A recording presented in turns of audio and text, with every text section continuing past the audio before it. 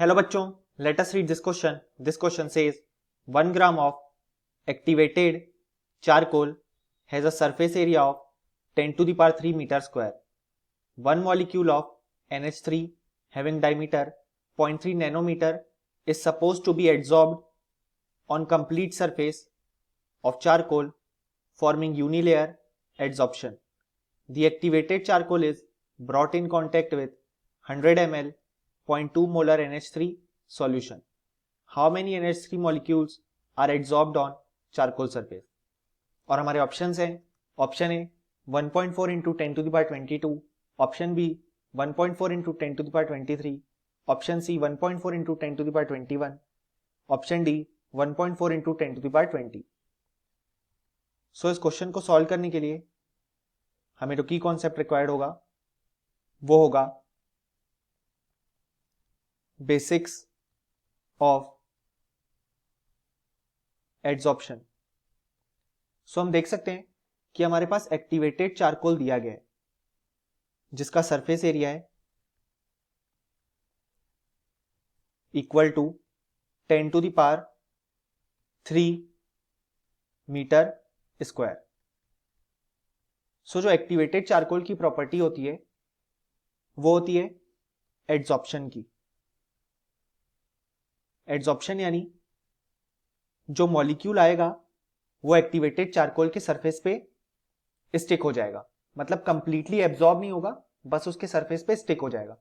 सो हमें दिया गया है कि 1 मॉलिक्यूल ऑफ NH3 यानी कि जो NH3 का मॉलिक्यूल है उसका डायमीटर दिया गया है इक्वल टू 0.3 नैनोमीटर.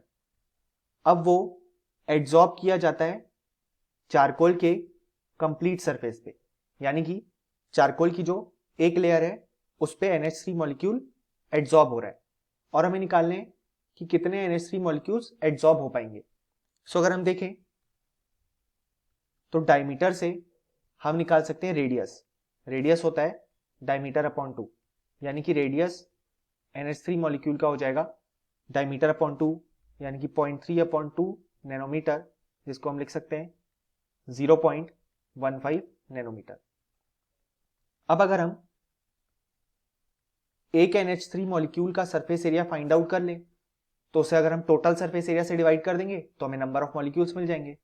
तो surface area of NH3 molecule वो हो जाएगा पाई आर स्क्वायर, क्योंकि जो सरफेस होगा वो सर्कुलर होगा, यानी कि अगर हम वैल्यू पुट करें तो वो होगी 3.14 multiplied by 0.15 into 10 to the power -9 whole square, क्योंकि हम जानते हैं 1 नैनोमीटर में 10 to the power -9 मीटर होते हैं. सो उसको सॉल्व करने के बाद हमारा एरिया जो आएगा वो आएगा 7.065 multiplied by 10 to the power -20 metre square. अब हम देख सकते हैं कि हमें जो टोटल सरफेस एरिया दिया गया है वो है 10 to the power 3, यानी कि नंबर ऑफ NH3 मॉलिक्यूल्स जो कि एड्सॉर्ब किए जाएंगे वो हो जाएंगे 10 to the power 3 upon 7.065 multiplied by 10 to the power -20, जिसको सॉल्व करने के बाद हमारा आंसर आ जाएगा 1.415 multiplied by 10 to the power 22 molecules. यानी कि हम देख सकते हैं कि हमारे गिवन क्वेश्चन का जो करेक्ट आंसर है वो है option A. Hope you understood it well. Best of luck.